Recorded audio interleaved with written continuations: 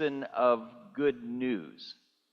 And in our stories, as we read, we see and we know, because I think everyone here has been going to church for a good long while, we see that the good news was something that meant a tremendous amount to the disciples, whereas they had been terrified and depressed and just stripped of any hope as Jesus died on the cross and while he was in the tomb. But then resurrection. There's joy and there's relief and ecstasy, and it's just, he is risen, exclamation point. It's good news. It's good news. And a number of months ago, I was sitting with a mentee. I always feel like that's not the right word, but I think it is, where I'm the mentor and there's a mentee. Is that right? It always sounds like a candy, so I'm not quite sure. But I think that is the right word, right? Mentee? Okay. So I was sitting with one of my mentees as he was going in front of the district committee on ministry for the last time, and from there he would go to the big board of ordained ministry. And I was just there as a support person, and one of the interviewers asked him a question. He was serving a rural church in Oregon, and they asked this question that I thought was remarkable. And if you'll go to 2 slides from now. There we go.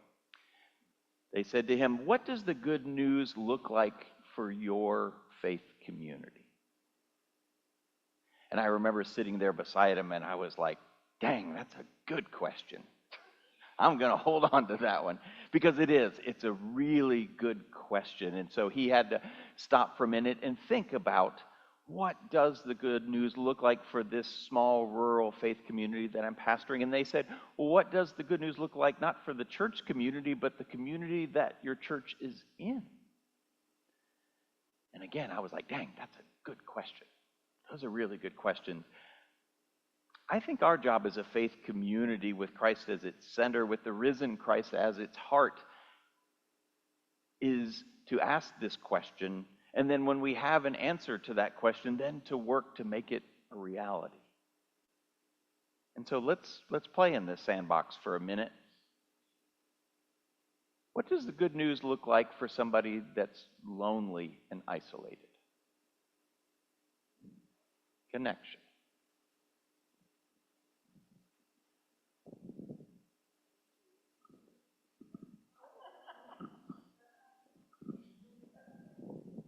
Okay, if you... Oh, I didn't see what you were pointing at. The little clown nose thing fell off. So, what else? What does the good news look like for somebody who's lonely and isolated? Connection. What else? Hope. Yeah. Yeah. You want to? Let's make sure we go back and forth so Andy gets his steps in. Food delivery. Food delivery, right.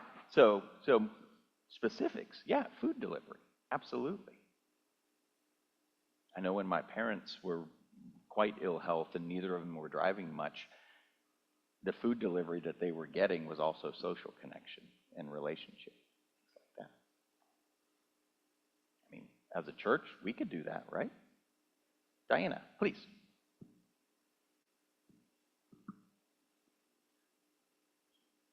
Church community reaching out to you, calling you, dropping by, helping you. Yeah, sometimes in the faith community, we get a little out of sight, out of mind with folks who may not be able to join us, and part of our call is to stay connected. All right, so let's look at another fill in the blank. What does good news look like for refugees?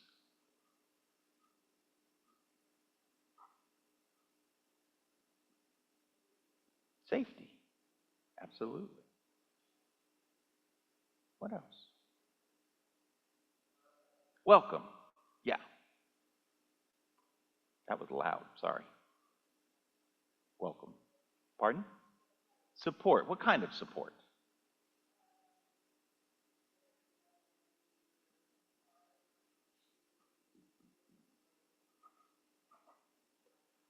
Okay, so the kinds of things we do for Riverton Park: clothing, bedding, funding for certain things.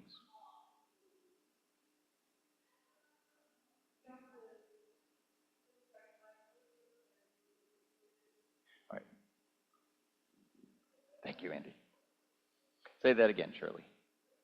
We want to make sure folks at home can hear. So. Help with language or if necessary, or other social needs. Yeah. What about navigating a banking system or leases and all of that stuff? So, Lawrence, Randy, if you'll run back to Lawrence. A temporary safe place till they can go back home. If that is where they're heading, then yeah. Or if they're here for good, safe place. Yeah, exactly, a non-temporary safe place. Okay, somebody give us another vulnerable demographic group? Transgender people, absolutely. So what does the good news look like for transgender persons?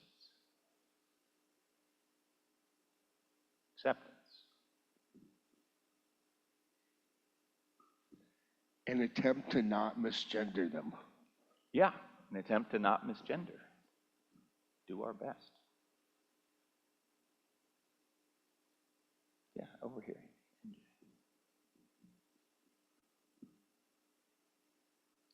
Being seen for who they are. Being seen for who they are. Yeah.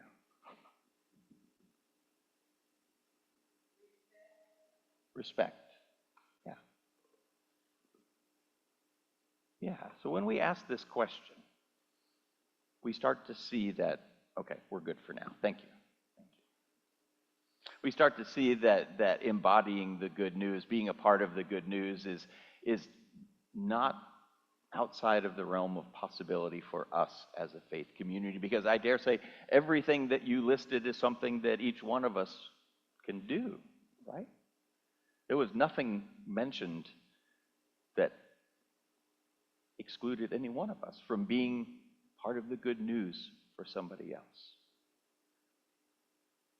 In this passage that Joyce read for us this morning, we see examples of the good news for somebody who, in biblical terms, was struggling with an unclean spirit.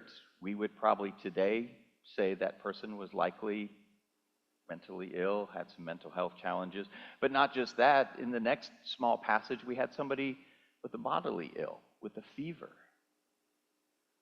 And so in this short reading today, it took Joyce all of a minute maybe to read it. We have Jesus who is casting out and healing body and mind. And we know that in biblical days, if you had some sort of ailment and illness, you were outside society. So as they were healed, they were also healed socially. They could come back into their family structures and village structures. And so in this short little passage, we have a picture of Jesus who cares about all suffering, body and mind and relational. And his solution is always to bring people back in to community. That's one of the beautiful aspects of the healing stories, is we get distracted sometimes where it's like somebody's got an ailment and they're healed, and we're like, that's amazing, but we forget that part of the burden of being sick then and now, and struggling and suffering then and now, is that it often leads to isolation.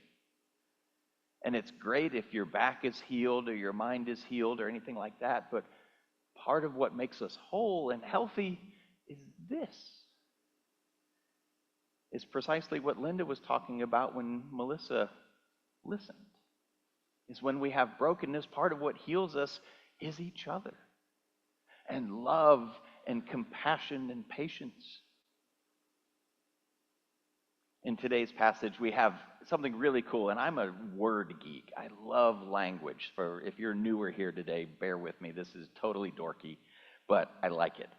So in today's passage, we have Jesus rebuking the unclean spirit. Notice it's not an evil spirit. It's just unclean. He rebukes this unclean spirit, and then we have him rebuking a fever. Other places in the gospel accounts, we have him rebuking the wind and waves, right? He's on the boat with the disciples, and he rebukes them. And a couple different times, he rebukes the disciples. He gets frustrated with them at their misunderstanding or something like that, and he rebukes them. And in our language, rebuke doesn't have much positive, does it? I mean, it's scolding. But in the Greek, it's got this really interesting nuance. And again, this is super dorky, but I think it's important. So rebuke does have the stand against, like a corrective action, but it also has this element of value to it. That something that is rebuked increases in value. Isn't that strange and wonderful? So it's not just that he rebuked an unclean spirit, but he did it because the person who had that unclean spirit had value. The Greek word is epitomeo, and it means to correct, but it also means to give great value to. And so every time we have Jesus rebuking the disciples or rebuking something or someone, it's not just a wagging a finger or a casting out, it's because there's great value there. So for those who struggle with mental illness, and for all of us, I think there's an important message in there about healing and community and value. That we are valued by God and that we are valued by each other.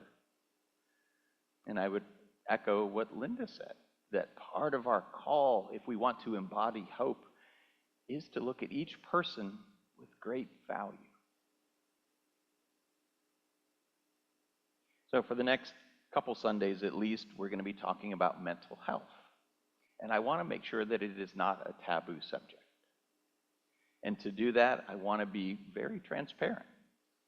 That a number of years ago, when I was living in Albany, Oregon, I began struggling mightily with panic attacks. And they kind of came out of the blue. It was like one day I was fine, and the next day I was in the emergency room, and I didn't know what was wrong, and I thought I was having a heart attack or something. And they were like, "Oh, you're just having a panic attack." And I was like, "It feels like I'm dying, so wish you wouldn't say you're just having a panic attack," because it felt a little dismissive, because I'm laying there like, "This is the big one, Elizabeth. I'm gone." That's a Sanford and Son, Elizabeth. My wife's name is Rachel. Just there is no Elizabeth. I want to put that out there. There is no Elizabeth. Oh dear. Backing myself into a corner here.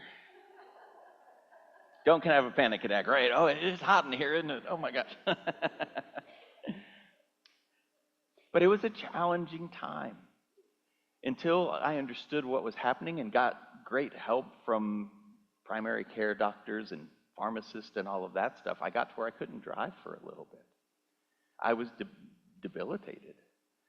And for me, in that moment, here is where the good news looked like.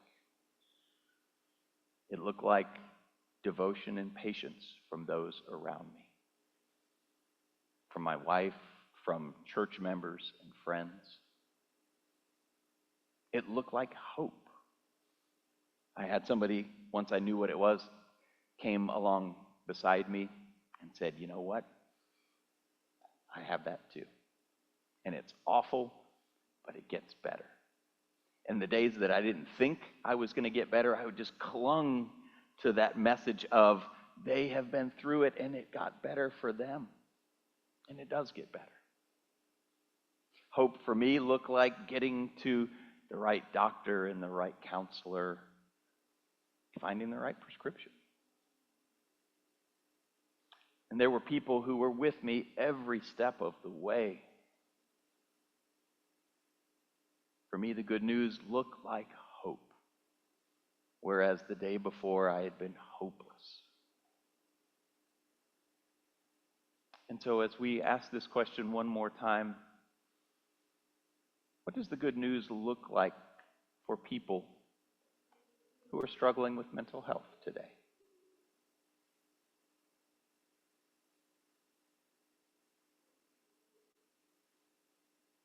If we wanted to have a moment of real honesty and vulnerability in this congregation, I could say, raise your hand if that's you or somebody in your life struggling with mental health. I bet it's Just about everybody. And if you're not raising your hand and you think, surely there's nobody in your life who's struggling with mental health, well, I hate to tell you, but you're wrong. Everybody has somebody in their life who's dealing with depression, anxiety, panic attacks, all sorts of stuff. If nothing else, there were people who just raised their hand a second ago. They are your siblings in Christ, so you do know somebody. I believe that good news for folks who struggle with mental health looks like community. Real community that can hold when somebody's struggling. It looks like acceptance and not shaming. That was one of the hardest things to get past, was learning to just be like, yeah, I got this, and I probably always will. It's not shameful, it just is. It looks like love. It looks like love, and it looks like hope.